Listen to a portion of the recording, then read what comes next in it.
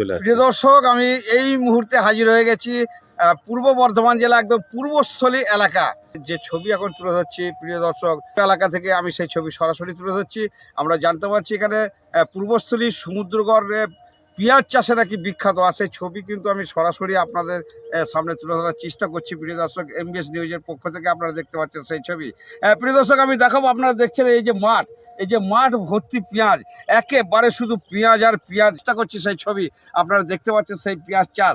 সেই সঙ্গে আমরা ইতিমধ্যেই এখানকার চাষিদের কাছে পাচ্ছি যে অঘ্রাণ মাসের প্রথম সপ্তাহে নাকি এই পেঁয়াজ রোপণ করা হয়, তারপরে দীর্ঘ 4 মাস পরে হচ্ছে এই পেঁয়াজ জমি থেকে তোলা হয় সেই ফসল।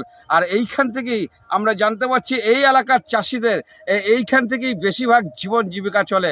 কিন্তু এবছর সত্যি করে একেবারেই চাষিদের পেঁয়াজ, এই যে পেঁয়াজের ডগা, এই যে পেঁয়াজের ডগা একেবারে মরে যাচ্ছে। আর এই পেঁয়াজের ডগা মরে যাওয়ার কারণেই নাকি চাষিদের একেবারে পড়ে গেছে মাথায় হাত। চাষিদের বক্তব্য, এই পেঁয়াজের ডগা মরলে যে জমিতে বিঘায় প্রায় 70 থেকে 80 মন পেঁয়াজ হতো, এবছর সে কোনো রকমে হয়তো 20 থেকে 30 বিঘে মনের বেশি পেঁয়াজ ফলন হবে না, এইরকমই আশঙ্কা করছেন এখানকার এলাকার চাষি। আর সেই ছবি কিন্তু আমি সরাসরি তুলে ধরছি থেকে। এই এলাকার মানুষের এই পেঁয়াজের ওপরই নির্ভরশীল, জীবন জীবিকা থেকে শুরু করে ডাক্তার ভাড়ি থেকে শুরু করে এখানকার কৃষকরা কিন্তু এই পেঁয়াজ চাষের ওপরই নির্ভরশীল। যাব আপনাদের কাছে প্রিয় দর্শক, এবং এখানকার চাষির কাছ থেকে আমি জানতে চাইবো। আমি আপনাদের সামনে বলতে চাচ্ছি প্রিয় দর্শক, আপনারা দেখতে পাচ্ছেন সেই ছবি। এখানে সমস্ত লেবার থেকে শুরু করে চাষিরা হাজির হয়েছে মাঠে। আর চাষিদের একেবারে মনোমেজাজ খারাপ, যেহেতু আগেই আমরা বলে গেছি যে পেঁয়াজের যে এই ডগা মরে যাওয়ার জন্য এবছর ফলন কম হবে, সেই আশঙ্কায় করছেন চাষিরা। আমরা জেনে নেবো, ইতিমধ্যেই পেয়ে গেছে একটা চাষি। আপনার নাম?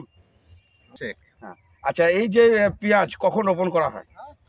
ওই ধরুন কার্তিক মাস থেকে অগ্রহায়ণ মাস পর্যন্ত তোলা হয় কখন? তোলা হয় ফাল্গুন মাস বা চৈত মাস।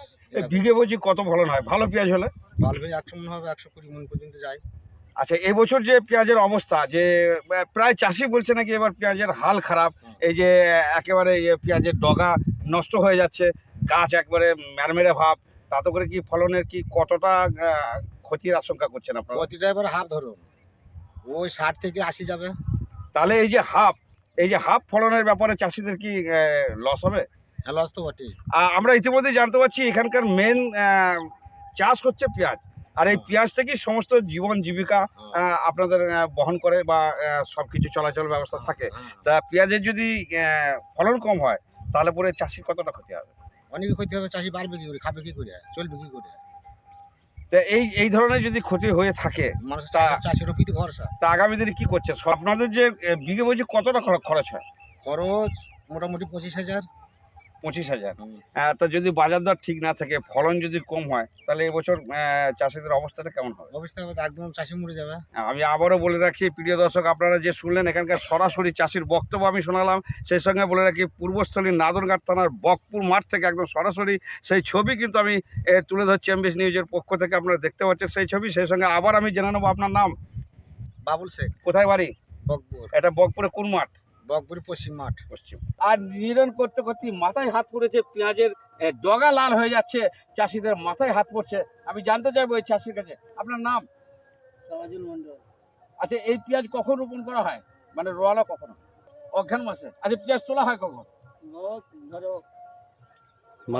ফাল্গুন মাস। আচ্ছা, এই পেঁয়াজের ওপর তো এখানকার কৃষকরা নির্ভরশীল নাকি? সবকিছু আর সবকিছু এই পেঁয়াজের উপর থেকেই চলে।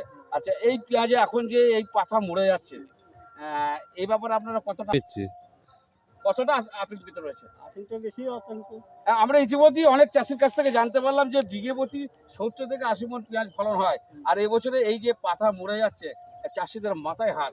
কতটা ফলন মানে কম হবে? কত হবে? দিকে 50 টাকা হবে। খরচা উঠবে? খরচা নেই। প্রিয় দর্শক, আপনারা শুনলেন সরাসরি চাষির কথা। এবছর একেবারে পেঁয়াজ চাষিদের মাথায় হাত, খরচা উঠবে না, এরকমই আমরা জানতে পারছি।